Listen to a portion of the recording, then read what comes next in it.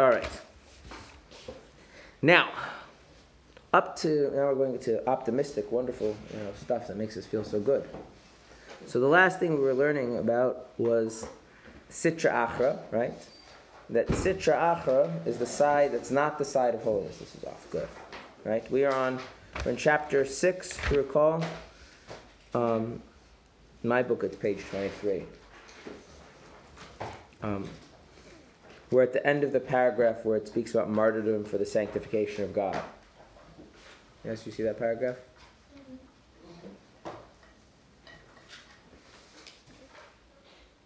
In my book, it's at the end of the column. Wait, what was it? The last sentence of the paragraph is through martyrdom for the sanctification of God. Oh, it's bottom of the first column, sorry, on page 24. Right. No, 24, 25.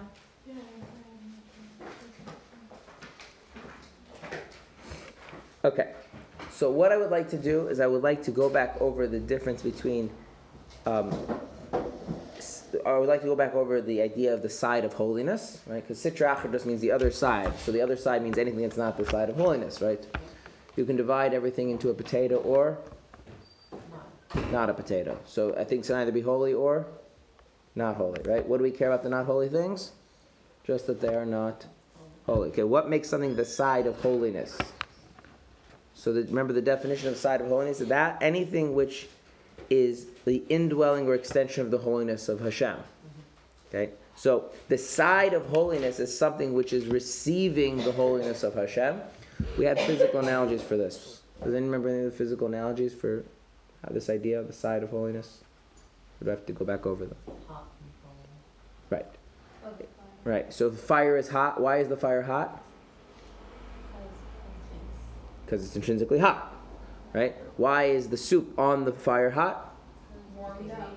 Right, the heat of the fire, right, is permeating, radiating through the soup, right? So they're both hot, but the heat of the soup is not its own heat; it's the heat of the fire, right? So that'd be in the side of right, the side of hot, right? And then the things are not being heated, right? If we talk about Hashem, Hashem is holy. What does holy mean? Right, exactly. That's what holy means. I'm very glad you got that right. What do you say? Nothing. Holy. It transcends our ability to put into terms. Right? As David Melech said, Dumya Sehila, silence is his praise.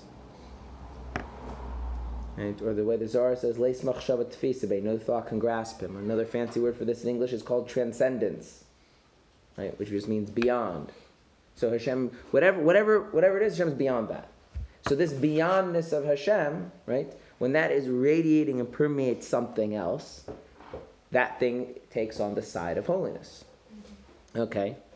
Now, the last thing we left off on was, in order for that to happen, the thing has to abnegate itself. It has to nullify itself. The Hebrew for this is bittul.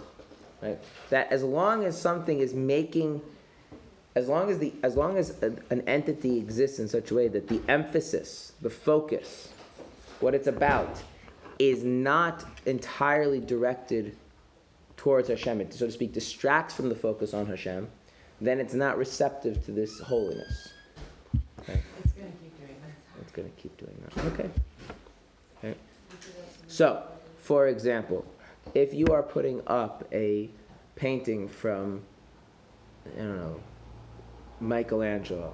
Michelangelo did paintings? Yeah, he did some paintings, right? Famous Renaissance artist. If you're going to put up a painting, should you use like a green neon frame? No. Why not? No, it's away from the painting. What? Right.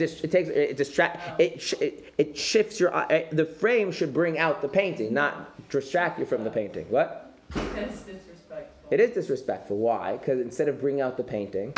Right. Everybody's going to talk about the frame. That's right. Okay. So, now the Alter Rebbe gives two examples of things which have this abnegation, this bittul. Angels and Jews. What's the difference between angels and Jews? Angels have wings. No. Jews also have wings, by the way. Angels aren't Yes. humans in this world. No, it has to be. Well, that was like saying, what's the difference between cholent and ice cream. The difference is that cholent isn't ice cream. I mean, that's true, but you haven't explained the difference. The difference is nobody wants to eat cholent on a hot summer day.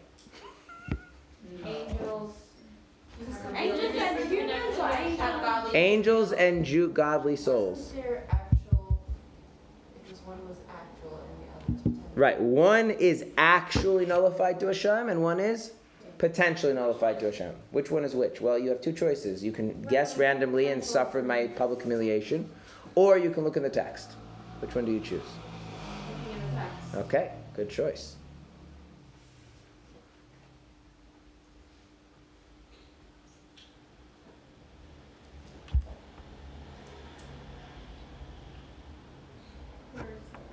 It's the paragraph that we just concluded. It starts to it, so too. Okay, well, while you're trying to find it, let's talk about the difference between potential versus actual. You said potential is higher. Potential is higher. Why is potential higher? Because potential means what? You could do more. In the case, as in the case of the angels above, or potentially as in the case of every Jew down below. Right, so which one is the one that potential? Higher, there's action. No. Angels are actually. Angels are actual, right? And the soul is potential. Okay. So this is something we did very quickly at the end of last class. Oh, yeah. So I want to spend more time on it. Okay?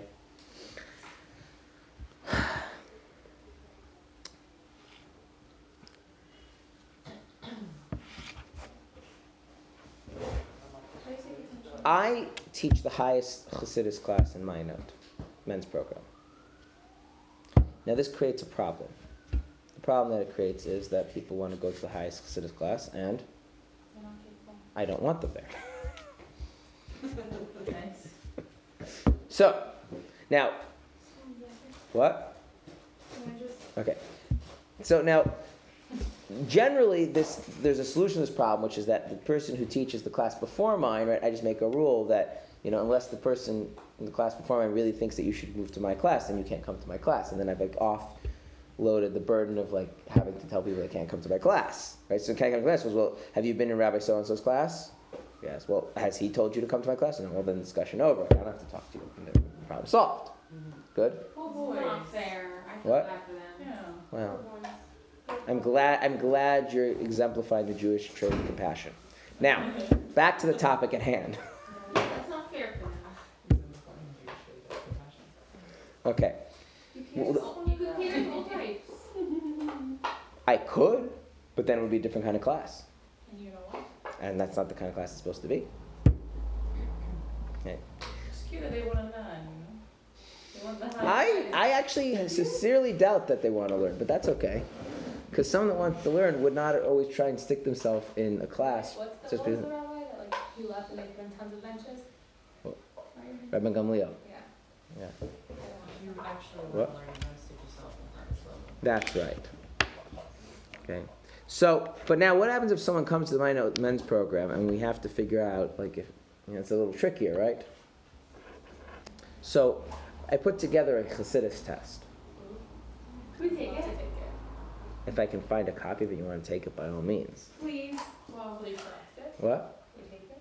You can take it, sure. If I can find a copy, I don't want you to take it. Can we try to find The basic purpose of this test is kind of to figure out where the person belongs. Okay, it's an assessment test. That's so scary. So it has. So now here's the problem. Okay, it usually works pretty well because I don't actually care what if the person knows the answers to those questions. It's not. Do you have information, right? It's how you have that information. What is your level of genuine understanding, your perspective, right? There's a lot more than going in just how much information you've assimilated, and that usually comes through because the questions are worded in for instance, one of the questions is, what is Elokus? Now, I wrote that in Hebrew, by the way, also, which is kind of a test, because if you don't know what Elokus is in Hebrew, that already is an indication of something. This is a very hard test. It is a very hard test. And it's, right, see? Do you want anyone in your class? Well, it's easier to go to my class if you're already in Mayanot, because eventually the rabbi before me just shoves people into my class, and then you've got to deal with it, right? But now here's the thing. One time we had a student who took the assessment, and we had a very serious problem. He did well. He did phenomenally well. What he wrote, either he is an ideal candidate for this kind of class, or he found an article on the internet and copied. Like we weren't sure. Like, did you copy this out of something? Did you find someone else's well-written essay? Can you not do that? It's distracting me. Yes. In other words, is this a reflection of you, how you understand things, your processing of Chassidus? In which case, it's extremely impressive, or is this you found what someone else did and you're repeating it? This could cheating. Right. Now, the thing is, I mean, if he did it like a word-for-word copy, that would be cheating. If he did it a word-for-word copy, but he was reworking someone else's work, that's still pretty good. I mean, it shows a level of appreciation of understanding the question as he doesn't have the answer, going and finding the answer. Right? In other words, it's not... I would only say it's cheating if the person literally copied and pasted someone else's words, right? But if he had put it in his own words, but it was basically redoing what someone else had done, one of the questions on the test is who are you really, your godly soul, your animal soul? And he wrote very eloquently about that. And I was, what? What did you It's not just what he wrote, it's how he wrote it, how he addressed it. I don't have the, it was a few paragraphs, very well written. Anyway, so I had to sit and speak with him and figure that out, right? And just ask him outright. I started talking to him and got offense, and then it turned out that it was his own, and so the point is that, because what I'm really looking for is not the fact that the person has the answers, right? Even though it's true, if you were to close, if you were to not write the answers yourself, you go do research, you find the answers, right, and you rework them presentably, you did learn something. But it's not a reflection of your sense of Chassidus. It's a reflection of your research skills, right? And that you found the right information. Does that make sense? Mm-hmm. Okay. Right? Because this is in my Chassidus year, I come in assuming that people know nothing. Not seriously, if they assume that they know nothing, then why am I so selective on who should be going to class? Because there's a certain way a person approaches things, a certain sense of things, a certain perspective, a certain paradigm, a certain attitude towards things. And in other words, there's the underlying place that they're coming from and how they approach something. That's what I'm interested in. If you have that, then the fact that I'm going to teach it to you as if from the basics up, but learning the basics up with the right perspective is very different than learning the basics when you're coming at it from the wrong perspective. Okay, so this is the idea. When we talk about potential, we're talking about something that actually reflects who you are inside. When you say that this is your potential, it doesn't mean you could do more. I mean, it may also mean that, but the key thing is, this is a reflection of something that is true about you. When we say something is an actuality, it means that it happens to be that way. So if you read something, you understood it, you could reproduce it in your own words. Yes, you've learned something. That's true. You've actually learned something. But that doesn't mean that it doesn't mean you have that perspective and that attitude and that approach. Okay?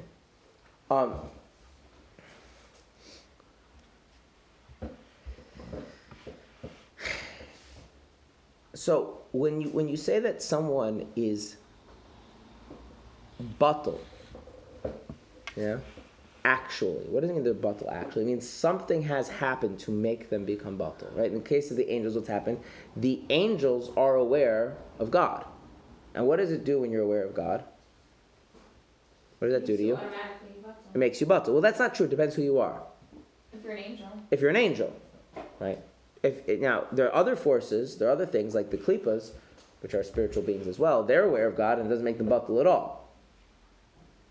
Now, how could that be? So, very, very simple, yeah? If you're reasonably intelligent, reasonably wise, and you encounter someone who is phenomenally intelligent, very deep, very wise.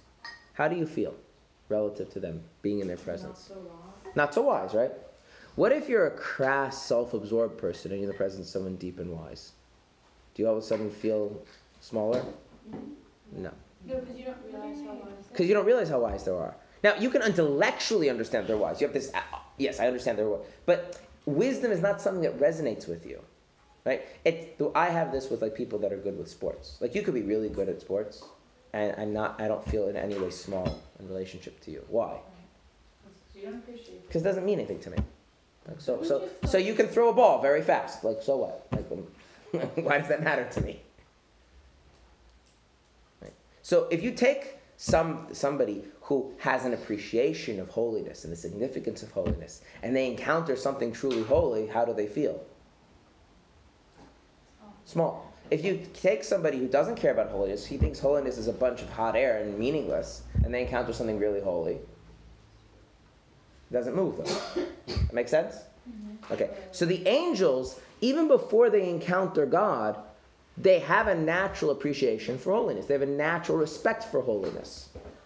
But that doesn't make them feel small. What happens is they have to encounter the holiness of God, and as a result of that, they feel small. When they see the holiness, they don't feel small? They do. Oh. Why?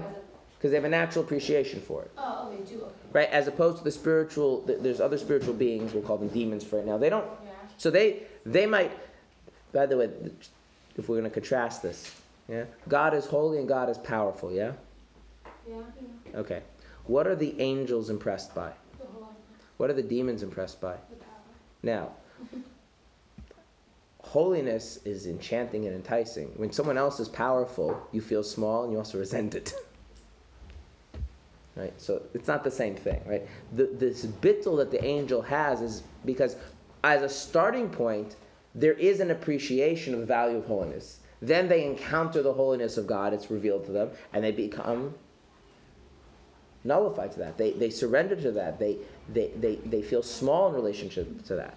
Like somebody who's, somebody who values wisdom, encountering someone who's truly wise. That make sense? So people that don't appreciate holiness will never feel small by it? No. Okay. And the reverse is also true. If holiness makes you feel small, that means on some level you must appreciate it. Right. Or you would be, they have to experience it. Even if you experience it. You only feel humbled and small just by something because it resonates to you as something of value. Meaning if we don't feel small, then we don't really understand what holiness is. Right. No, you have this kind of academic understanding of holiness, but it doesn't mean anything, right? Right. And you see this by the way. Like there are people just like forget angels for a second. There's people in everyday life that you speak about the transcendence of God, and you can see that it means something to them. Like you're speaking their language. That God is transcendent, connecting to something beyond. That's real to them. That means something to them. And maybe something they don't experience. They want to experience, but it means something to them, right? And then there are people who start talking about God's transcendence, our eyes glaze over, like, what? Fine, God is unknowable and infinite and blah, blah, blah, blah, blah. Like, so what? You might as well be speaking Chinese to me. It doesn't matter. And it's not because they're intellectually challenged. I remember sitting and teaching a Tanya class a few years ago. There was a woman here, but no knowledge of Chassidus. But what I brought up this idea of how loving Hashem has this kind of built-in tragedy because you're in love with something transcendent, right? And that kind of has a built-in problem, right?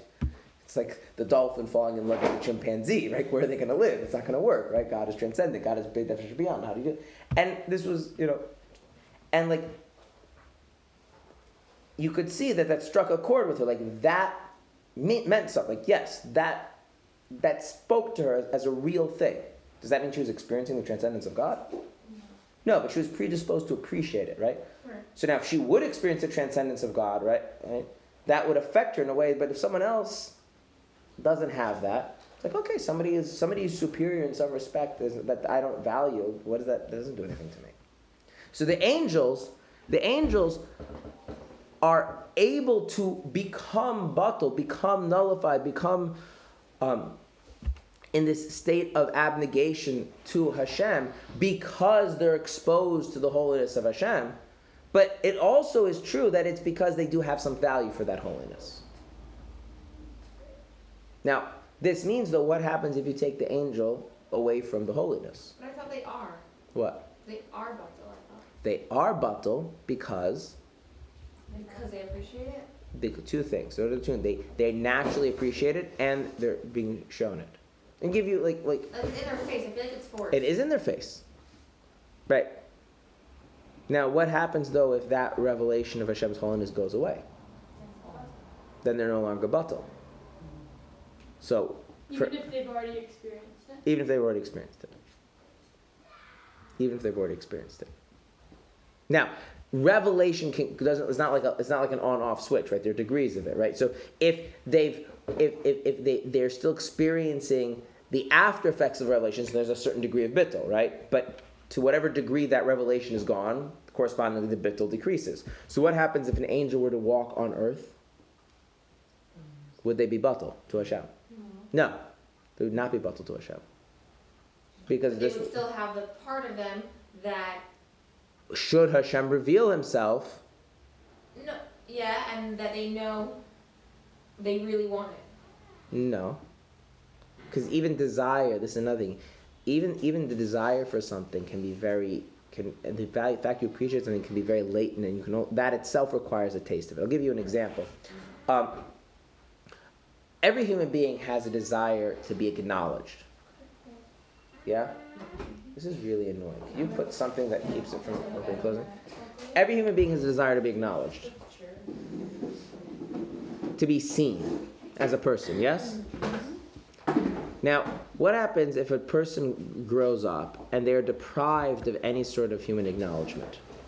What happens by the time that they're a teenager or an adult?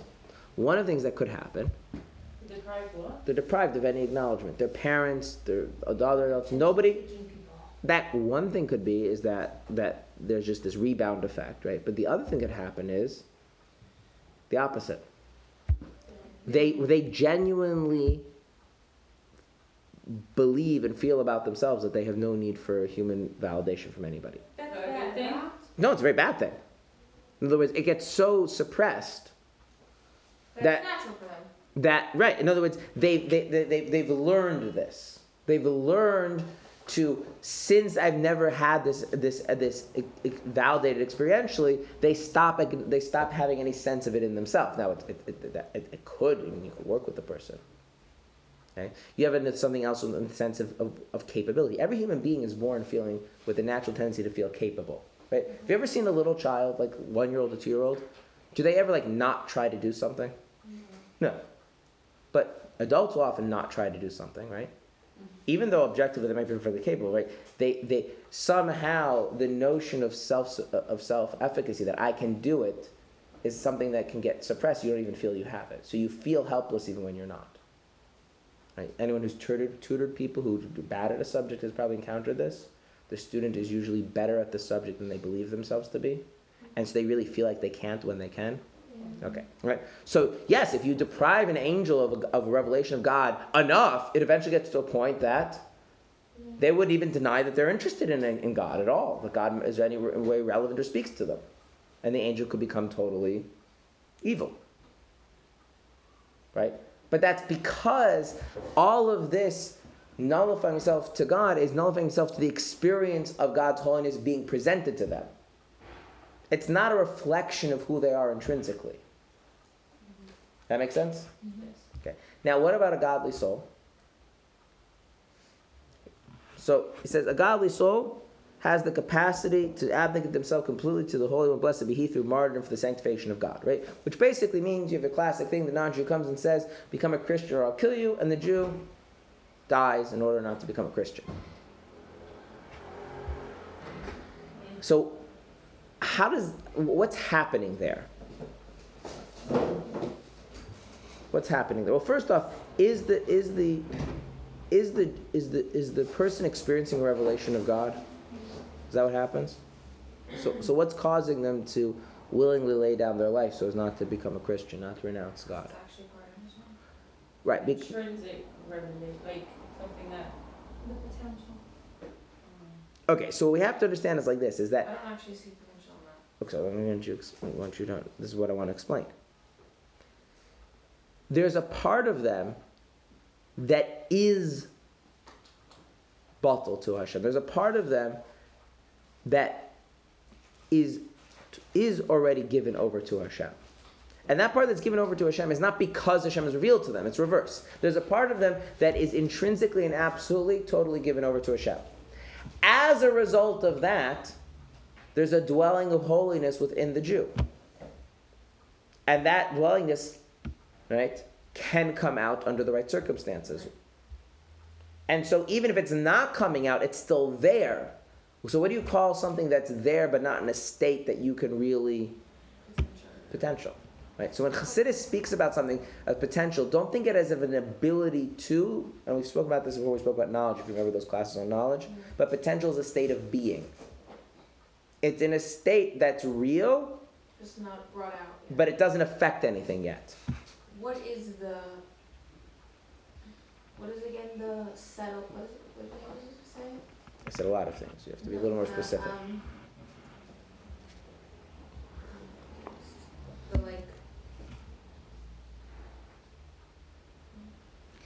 If it's potential, and that's already coming out, shouldn't it already affect No. something? No. So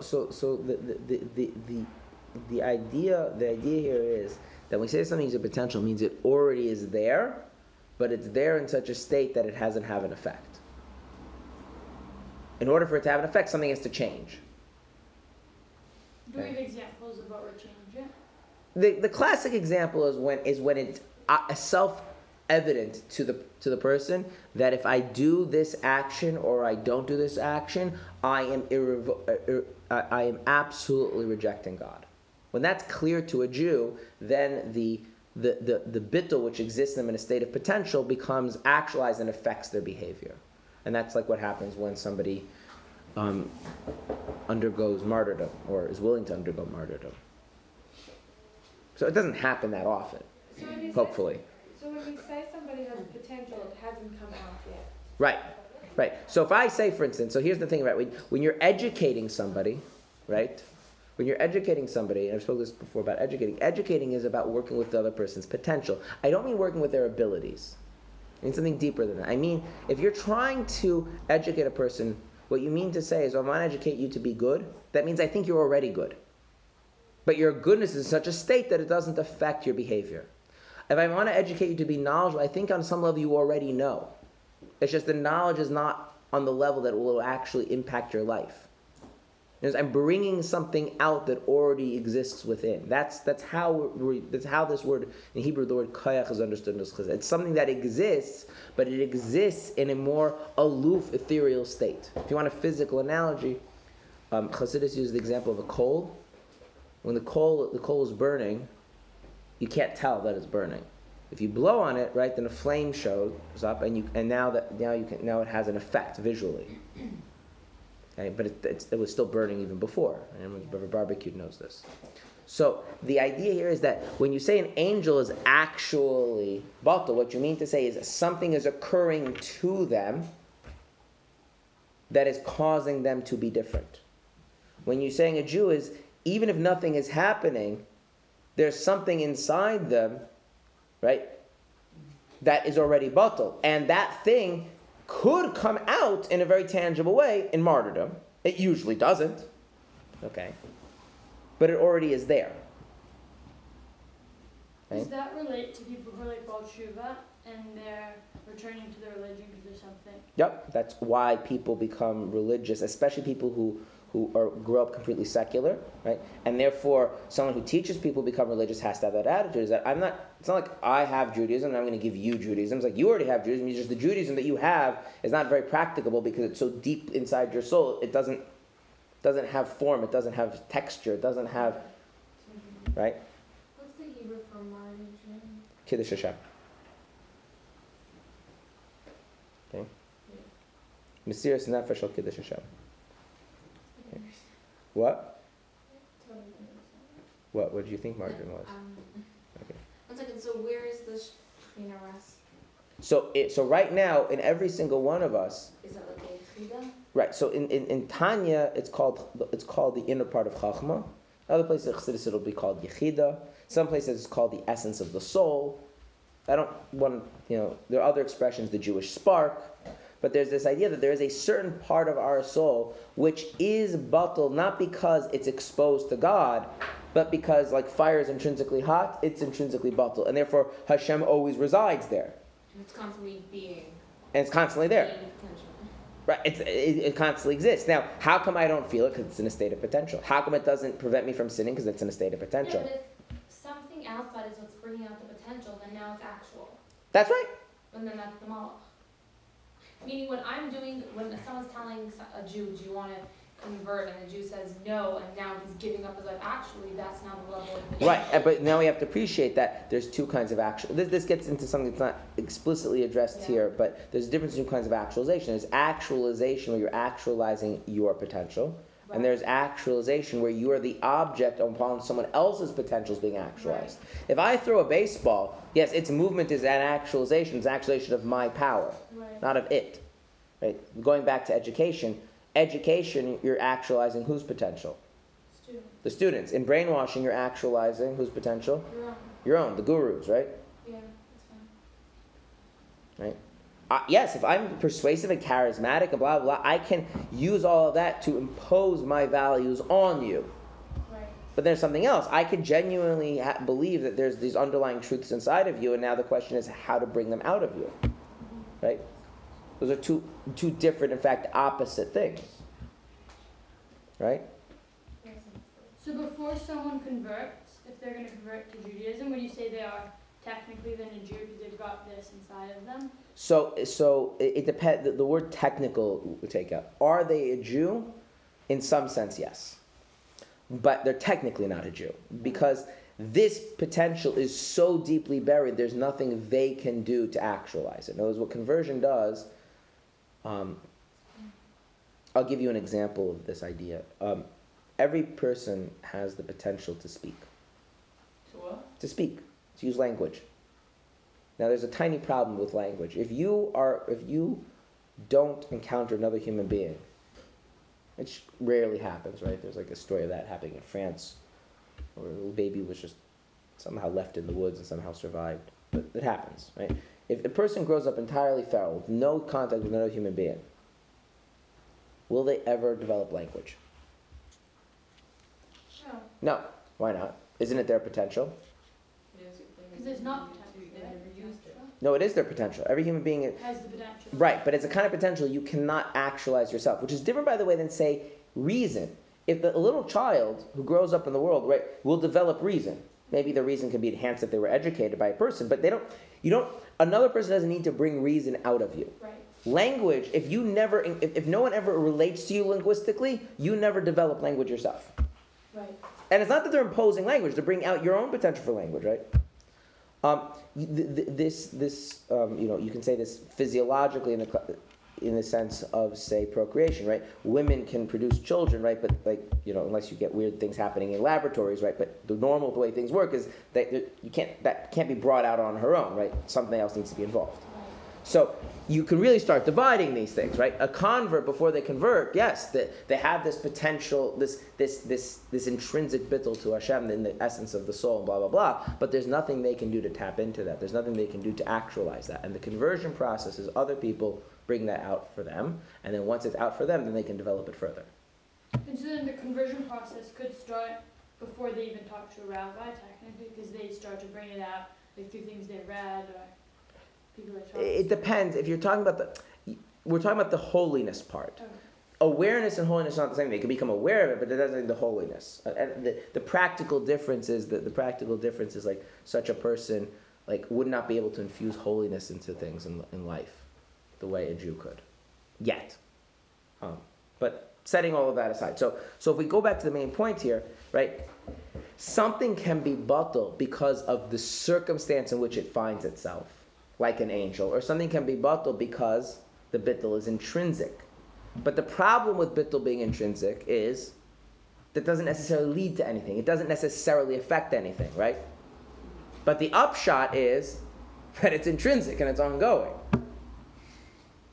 Okay? Wait, an angel who is batal cannot go against Hashem. A Jew who's batal can go against Hashem because the part of me which has this bittul is in a state that doesn't necessarily affect anything. Right, which is why I might. It's on its choice. What? But I feel like it's on a choice by a malach. That's kind of right. Which is why angels are compared to animals. They're creatures of environment and nature rather than creatures of choice and personal development. That's true. Okay? So, if you're thinking, where is the bittul? Yeah. But like, when by Har Sinai, even where Hashem was revealed, they have a choice to be batal? No. If Hashem reveals himself to a being that is in any way predisposed to value holiness, then the bittul is going to be imposed on you. And when Mashiach comes? Well, that's the whole reason why Mashiach's coming doesn't work like that. Mashiach's coming has to come through us. Can't be imposed. So it happened through actualizing our potential. That's right. That's chapter 37 of Tanya. Yeah. In other words, we're in exile until we get ourselves out. I don't mean that in some sort of nationalistic sense. I mean that in a existential sense. Hence, the Rebbe said that the one thing keeping us in exile is the fact that we're not so keen on getting out of exile. We're kind of happy with exile, minus the few inconveniences here and there. But, okay. But once we take it, we're going to be forced, because Hashem's going to be. No, not going to force, not at all. Not forced, but automatic.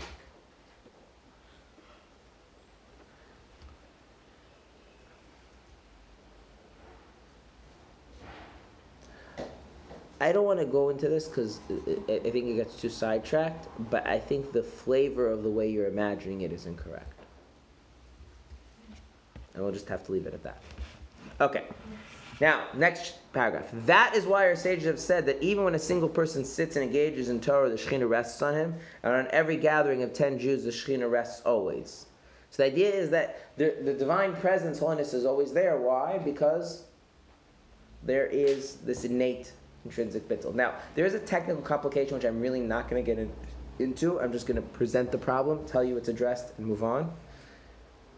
There are different levels of holiness. If you go and get an example of heat, right? Like how something can be hotter and colder, right? Mm-hmm. And that can be not, even the source is all the same, right? The same fire, but certain things can be hotter and colder based on how receptive they are to heat, how distant they are from the fire, right? So similarly speaking, we have different expressions. There's an expression from the Zohar that the Shekhinah always rests on a Jew's head. There's an expression that when a person is sitting and studying Torah, the Shekhinah rests on them. There's an idea when you have 10 Jews together, the Shekhinah rests on them.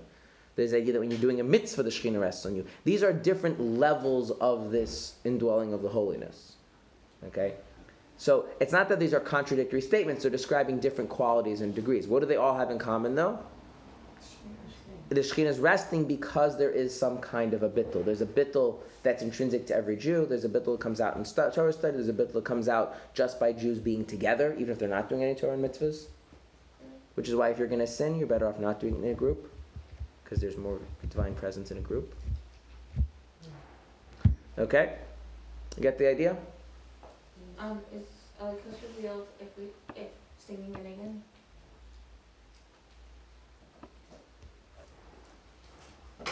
You have to answer yes or no? No. Okay. Sort of.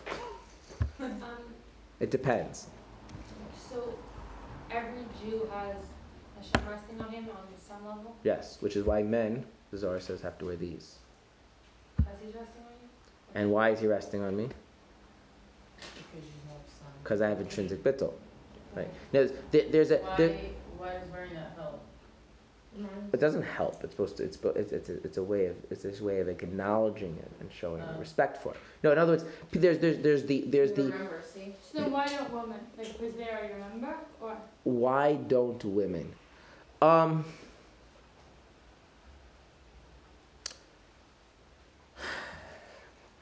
can tell you many different reasons. Okay, but if you're asking me honestly, I'm going to tell you what I personally think, which I cannot guarantee is correct, but this is the thing I'm most convinced by.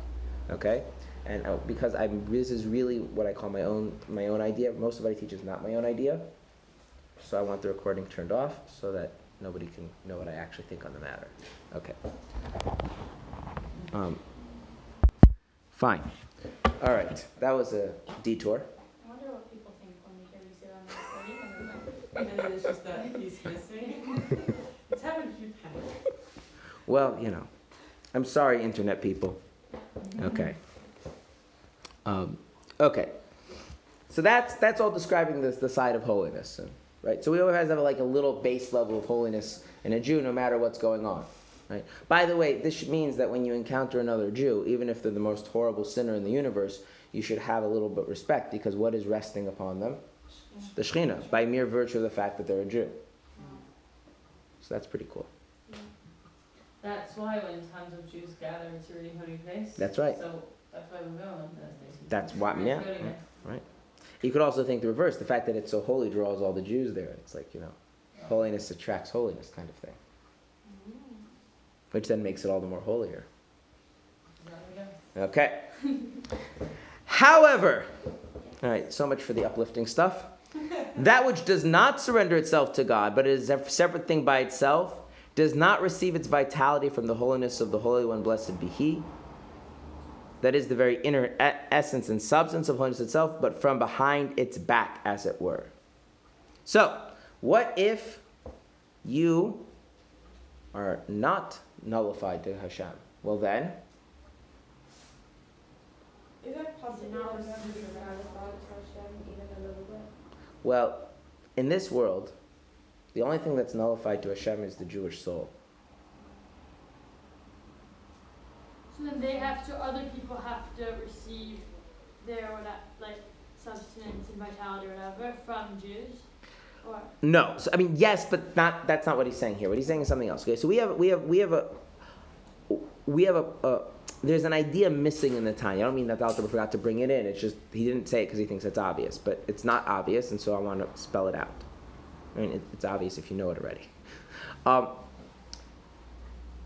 In the examples that we gave, about heat or life or things like that, right? The recipient has existence independent of the other things. So the water exists whether or not it's being heated by the fire, right? The dirt that makes up your body exists whether or not your soul is enlivening it, right?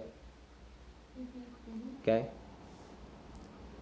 Does anything exist independently of Hashem and then receives things from Hashem as a secondary level, as something that is something? Is there a basic fundamental level of being and then Hashem comes and influences things?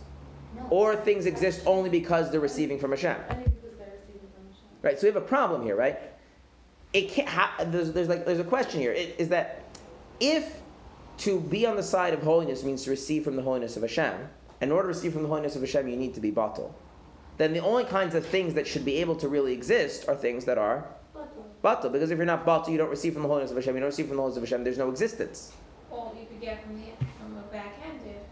Well, that's the answer. But that's answering a question.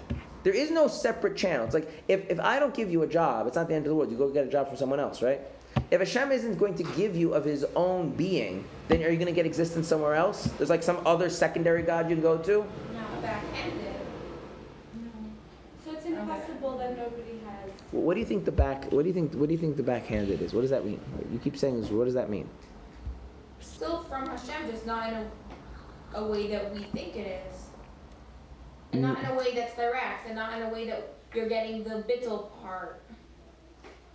Right, but that's answering an important question, which is, in order for something to exist, it needs to receive from Hashem, right? Right. Do you need to be batal to receive from Hashem? Yeah. No. Oh, no. No. you just have to be You have- appreciation of. No, you don't have to have any. In order to receive from Hashem, you don't need to be batal. But if you're not batal, what are you going to receive from Hashem? Yes. Not direct. It's going to be from behind His back. And what happens if you're going to receive? If you're going to be batal, you're going to receive from the inner essence of holiness itself. So there's not such a thing as some people are more batal than others. There is such a thing, but we're not going to worry about that right now. But I want to do it. The point of this chapter is to understand the difference between being batal and not. Until the end of the chapter, we're going to start getting to different kinds of things. So you don't have to be batal to receive from Hashem. No. Proof being is Seem like the same as like when the angels, kind of? no, because the angels are also batal. Oh, they already are. They're batal, right? Okay. So let me give you an example. Because always these are work with examples, right? Do you need to be paying attention in order for me to teach you? No. That should be obvious, right? So then, why bother paying attention? To understand fully. That's right. Right? In other words,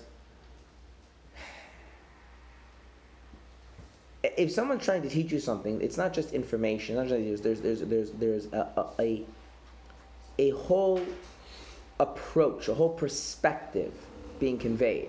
If you're half paying attention, do you get that? No. You could like hear the information, hear the words. Maybe even you have a good memory, so you can regurgitate them later. Right? But you get the superficial parts. You don't get the main point. So now here's the thing. There's a lot of stuff about God. God exists. God is powerful. Yeah? God is capable. So if you exist, you got your existence from God's existence. If you're powerful, you got your power from God's power. If you're capable, you got your capabilities from God's capabilities. Does that make sense? Yeah. Because there's no independent source of anything else, right? Okay, fine. So you can get all sorts of stuff from God. And do any of those things really require you to be batal? No. What's the one thing that you can't get from Hashem without bittul? His holiness.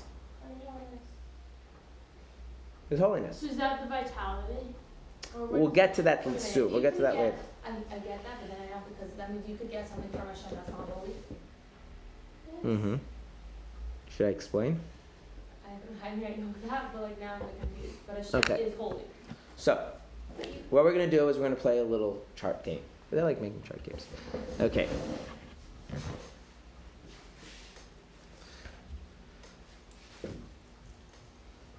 What we're going to do... Even like bad in this world is from Hashem, just not holy.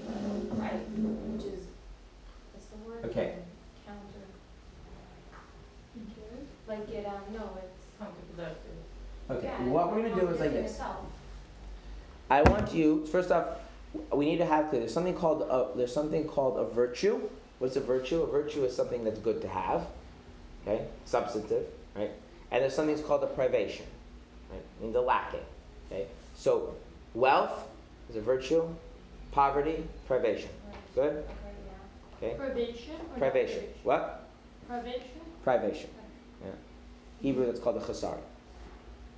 Hebrew is ma'ila and chasar, right? So, smart, It's a virtue. stupid, Privation. good? Okay. So now, what we're going to do is like this. We have Hashem over here. He's on top because he's Hashem. And then we have not Hashem, which is not as great as Hashem, obviously, right? A better marker. That's a little better. Okay, good. And now what we're going to do is like this. You're going to try and come up with a virtue, a ma'ila, that Hashem has and we don't. Or that's unique to Hashem. Okay? Okay. And then oneness? Hashem is one?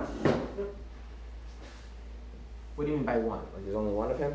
No, There's only one of me too. like he encompasses everything, which we can only encompass like specific virtues. Okay, but I'm going to make a rule about this game. The rule about this game is that I want things that are substantively different, not things that are just a matter of degree. So if you stack words like all or every, that doesn't count. Limitless? Same issue. So like reality. Hashem could do miracles. What's a miracle? So Deacon can also. What's a miracle? Something that's above nature. Okay. Okay? Can go beyond nature. Okay? Deacon can also. I want you to make evidence. Evidence that Hashem go beyond nature, please. Don't just say it as a matter of dogma. Burn a bush. Burning bush. Good. Check. You can do it. Okay. Creating nature? Wait. We have one example. That's all I need. I just need one example to verify that he can, in some sense, go beyond nature. Now, are there some people that are naturally introverted? Yes. Are they able to go beyond that? Yes. So can things that are not Hashem go beyond nature in some way, shape, or I form? don't mean like that. I want, but this is the thing. I want you to see that I want us to get at things that are not matters of degree. I'm not saying that you can split the same, but there is some notion of nature that you can also go beyond.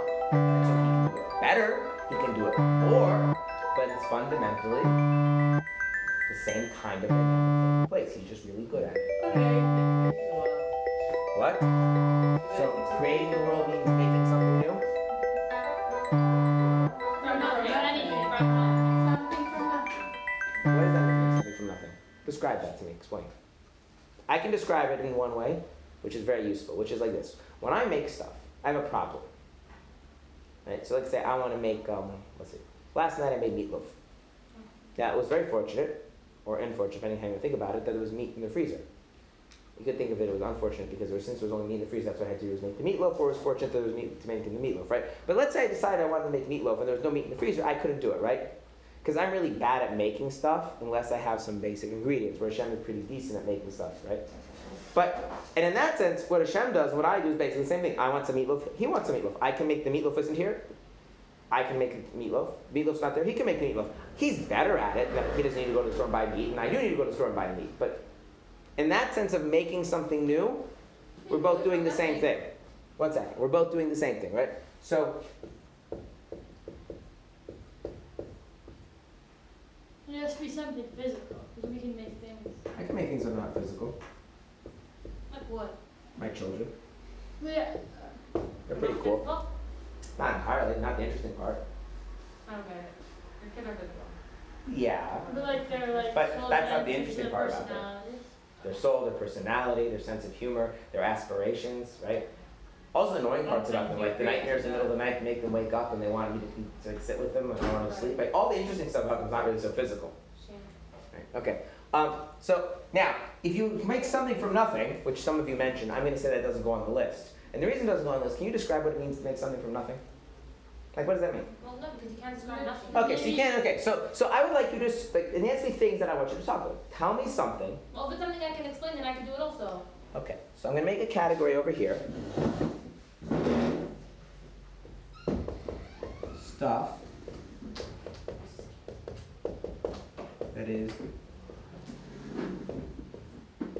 unique to Hashem. He has no concept. He has no concept. One second. There's stuff that's unique to Hashem. I can't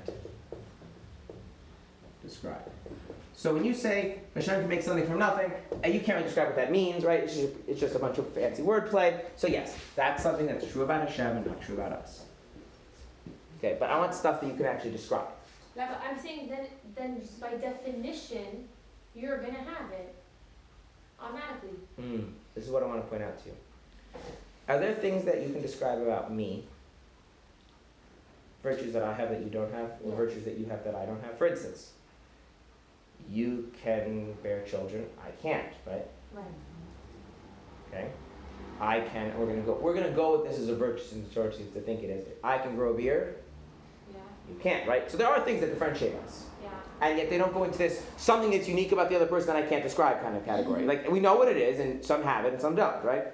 But the thing is like this with Hashem, everything you can describe, we have in some sense. And the things that are really unique to Hashem, You don't have. we really can't describe them. It's frustrating. Which means here's the thing. This is the thing I wanted you to see from this exercise. And think a few more examples. The things that are really, really unique to Hashem, try to actually describe what you mean by that, and you realize that you end up with a blank. And if you can describe what you mean by it, you realize that you Like also holiness. have that. What? Like holiness. In other words, holiness. In other words, whatever you receive from Hashem that makes you the kind of thing you are, your existence, your capacities, your abilities, your powers, your whatever, is basically saying, well, Hashem is just a supersized version of you. It's seeing Hashem in a very superficial way. It's, like there are people that think that God is an old man in the sky. But if you think is that what makes God God is that he can go beyond nature, make something new, he exists, he's alive, right? All these wonderful things. Well, those are all true of him. They're true of us. He is alive in a better way. He exists in a better way. He makes something new and better. Like, he's just better at all the things that we value about ourselves than we are. So that's the giant man in the sky version of God. It's so not Hashem though. Right, but what makes Hashem Hashem is... All the things we can't describe. So now, if you're not batal to Hashem, what do you get of Hashem? You can get an ability to go beyond nature, maybe. You can get an ability to make something new. You can get some existence. You can get life. You're missing something. But you're missing something. You're missing him. You got everything about him other than him. But getting all these things, isn't that part of him? No. It's true about him, but it's not part of him. You know the difference between something that's part of you versus something that's just true about you? No. Okay. I have astigmatism. You know what astigmatism is? It means that my eyes are really not so great, hence my glasses have a high prescription. Is that part of me? Yeah. It's not really part of me. Well, it's not part of in you, but it's not part of me. physically. But that I would go, so my body isn't part of me, but let's ignore that. It's just something very, very, right? If one day I were to wake up, yeah, and my astigmatism were to be gone, yeah, I didn't need these anymore. How would I feel about myself? I mean, it would be kind of shocking, right? Because I wasn't expecting. That's kind of odd, right? But like, would I feel like I had undergone some kind of change in who I was? Some part? No, right? On the other hand, like, when I started teaching, that was different because there's a part of me that didn't really exist in any real tangible way, which is this teaching part. And then I started teaching. I teach full time. Like, now that's a major part of me. And then if God forbid I were to stop teaching, I'd probably have some kind of crisis about like, who am I really? Because a whole part of myself is now empty. Right? There's things that are part of who you are, and there are things that just happen to be true about you. So what is, if you're not batal to Hashem, what do you get about Hashem? Things that are true about him, but they're not really anything, not really part of him for who he really is. And the thing that makes who he really is unique to him. So this is kind of the weird thing. Like if you go to the Sitra Achra, you go to the thing that's not batal, you say, you know what? You should be batal. And say, well, why? Because if you're not batal, you're not going to get the holiness of Hashem. You're like, well, what does holiness get me? It's like without the holiness, you don't have Hashem. It's like, okay, but I don't care. Like, am I going to lose existence, power, talent? Like, what is the thing I'm not going to get from him if I'm not batal? And the answer is no. You can get all that stuff without being batal. The one thing you can't have without being batal is Hashem. What makes him be who he is, his holiness, his uniqueness. And by the way, if you do get it, what does that now make about you? You kind of have transcended your own self. Right? So what I want you to see is it's not like, oh, you're getting more, you're getting less. It's just two totally different worldviews. If I'm going to be, what does it mean to be, it means, to be batal means that the thing that I'm getting isn't something that Hashem and I have in common. It's something that's unique to Hashem. So now I stop really being a me, myself, and I start being, in some sense, a representative of, an extension of him. But if I'm not batal, I can get stuff from him. He exists, he gives me existence. He's powerful, I can have some power. He has creativity, I can have some creativity. So, if you want to get things from Hashem, do you need to be batal? No. No. If you want Hashem, then you need to be batal. And what do you get for getting? What do you get for having Hashem? What does that give you? Well, Hashem is not a means to an end, so you get nothing. You get Him, which is holiness. Which is holiness. But people would say they can feel that, or do you think that's they can't really feel? Generally speaking, they can't feel that. There's a thing that people can feel, which is important, which is people have a sense of what I would like to call spirituality, which is a sense, it's some combination of connectiveness to nature, a sense of meaning, a sense of possibility, freedom of habit, routine, and the mundanity of regular life. And it's very important that people have experiences like that, just as important people have companionship. And you can have very powerful experiences of that, especially if you take LSD or stuff like that. But that is not the same thing as the holiness of God. The holiness of God resides right here, and I don't know most of us don't experience much of anything. Experiencing holiness is basically borders on prophecy. Let's put it that way. So we feel this holiness is really spiritual. Do you have a holy moment? Sure. but that doesn't mean you're experiencing it. Every time I do mitzvah. Every time you do mitzvah, in fact, the fact that you're a Jew in some sense is an ongoing holy moment in some What's like a sense. vanity moment? What does that translate to? That means that you love God enough that you're not going to do things He doesn't like, even so if you really want to. Like That's a a different. deep connection to Hashem, that's different. Right. That's some combination of emotion and reason and maybe faith and maybe there's holiness underlying that stuff. But It's like driving it? Or yeah, that's maybe driving it, but that's not what you're directly Isn't experiencing. it a lot of it just you applying your knowledge? That could be. You Yeah. know that it's only because you feel. Right. Yeah, a lot of it's that. Okay. So I just want to end with an example.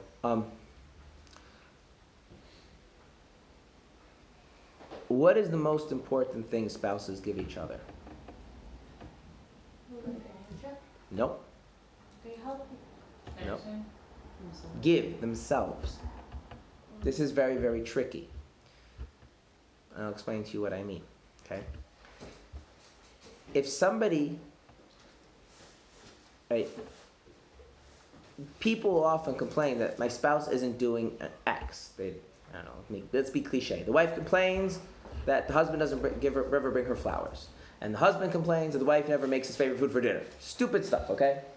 Fill in the blanks, it doesn't matter, right? What's the real complaint?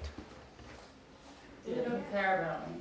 They're not giving enough of themselves. Right, there's a set, right, there's not, like, I'm getting stuff from them, and maybe, right, it's like, and then the husband's like, okay, well, we'll get the flowers, right? Like, you didn't, like, it wasn't about the flowers, right? There's this sense of the uniqueness of your being is that somehow being shared with me. Now, this creates a bit of a problem, right? Because the same dynamic we have with Hashem exists in a similar sense with people, which is that, am I going to really reach out and share the uniqueness of myself with someone else who doesn't relate to me as their relationship to me isn't focused on me, but rather sees me as a means to an end, to their own personal benefit? It's not going to work. And so what I want you to think of it is that there's kind of like, there's this notion of like a virtuous cycle and a vicious cycle. So in the virtuous cycle, it's like, I really value someone else, so they really share themselves with me, which of course, obviously, I then value them more, they share themselves with me until we kind of like, there's almost a merging, and a togetherness that's achieved, right? But there's another thing, which is like, I'm interested in me, and this other thing can help me and give me the stuff that I want, and maybe they will give me the stuff that I want, but they're certainly not going to share themselves, because that's making yourself unnecessarily exposed for no reason. Right? And this plays out into all sorts of relationships. Marriage, friendships, parenting, siblings, all have these problems in different ways. Marriage, I would say, is the most acute. Okay? And so that's the thing. It's like, yeah, Hashem has all these wonderful things, and He's better at them than we are, and so obviously if I want them, I'm going to have to get them from Him, and I certainly shouldn't want to take Him off, but there's no bittul in that. The bittul is that I'm making a space for Him, and what's uniquely Him is uniquely Him and beyond and transcendent, and then that lives within me, and so now my life is no longer me and my things. My life is somehow a representation or an embodiment of His transcendence. That's the side of holiness. That's what angels are trying to do, and that's what a Jew on some level always is. Sometimes it's more manifest, sometimes less manifest. But the Sitra Achra is not like that at all. And so whatever the Sitra Achra gets from Hashem, power, ability, existence, it's not getting Hashem. And that's what we mean the backside. The backside is the superficial. You missed the point. But I thought it's useful sometimes for Hashem to. Oh, it's further useful. Hashem's using, right? In other words, the Hashem is using. For a reason, no? Hashem is creating the Sitra Achra for a reason. In other words, they're using each other. It's like a business deal, right? It's like I have money, and you have business talent. So I'll give you my money, and you turn it into more money. And so I'm benefiting from you, and you're benefiting from us. We're both using each other, and none of us zero interest in each other whatsoever. Yeah, and the Klippa knows that Hashem will keep it existing as long as it's serving His purpose. Yeah. But Hashem has no interest in the Klippa and sharing the Klippa. The Klippa is not in any way, He's not expressing and bringing Himself, His holiness into it. And the Klippa has no interest in Hashem's holiness. But as long as Hashem is used for Klippa, the Sitra Achra, is going to make good on that and try and get the most out of that. Think of that. A lot of relationships are like this too, right?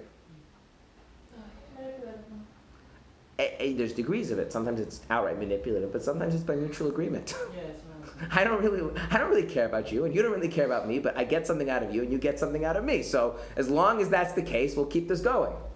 The Klippa doesn't like Hashem, and Hashem doesn't like the Klippa. But the Klippa needs Hashem in order to exist and have power and influence and whatever, and Hashem needs the Klippa for whatever purposes Klippa serves. And so as long as that's true, you know. And it's okay to have that, like it's fine. What's okay about that? It's okay. It's what it is.